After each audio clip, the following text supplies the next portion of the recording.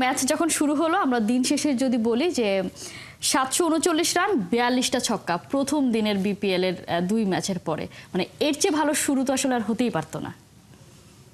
Definitely আপনি যেভাবে বলেছেন, সবাইকে শুভ সকাল। এবং আমাদের বিপিএল এর যেভাবে সুন্দর যাত্রা শুরু হয়েছে, আমি যাত্রাটাকে অনেক সুন্দরই বলতে চাই। বিকজ আমরা যদি প্রিভিয়াস ইয়ার গুলোতে দেখি, বিপিএল এর উইকেট সবকিছু নিয়ে, সিকিউরিটি সবকিছু নিয়ে কিন্তু একটু সময় লাগে, হ্যাঁ, বিপিএলটা জমজমাট হয়ে ওঠার জন্য। কিন্তু আমরা যদি দেখি যে গতকাল থেকে আমাদের সাপোর্টারদের যে উপচে পড়া ভিড় বলি এবং উইকেটের বিহেভ বলি, আপনি বলেন যে প্রায় দুটো ম্যাচে 700-র উপরে রান হয়েছে। তো সবকিছু মিলিয়েই কিন্তু বিপিএল এর যে উত্তেজনাটা রয়েছে, সেই উত্তেজনাটা কিন্তু ছড়িয়ে পড়ছে। আপনি যদি দেখেন যে এই ধরনের উইকেট আসলে বেসিক্যালি কি, মিরপুরের উইকেট কিন্তু আমাদের অন্যান্য উইকেট থেকে কিন্তু একটু ডিফারেন্ট।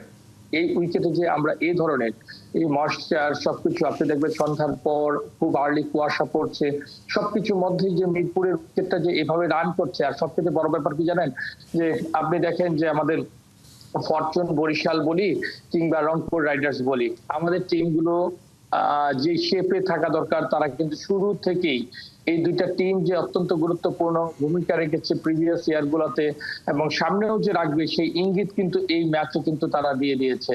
আমরা যদি দেখি যে ফরচুন বরিশালের যে মিডল অর্ডার কতটুকু স্ট্রং ভূমিকা রাখতে পারে এবং এক্সপিরিয়েন্স যে কত বেশি গুরুত্বপূর্ণ, তারা কিন্তু আপনার 197 কত ইজিলি চেস করেছে।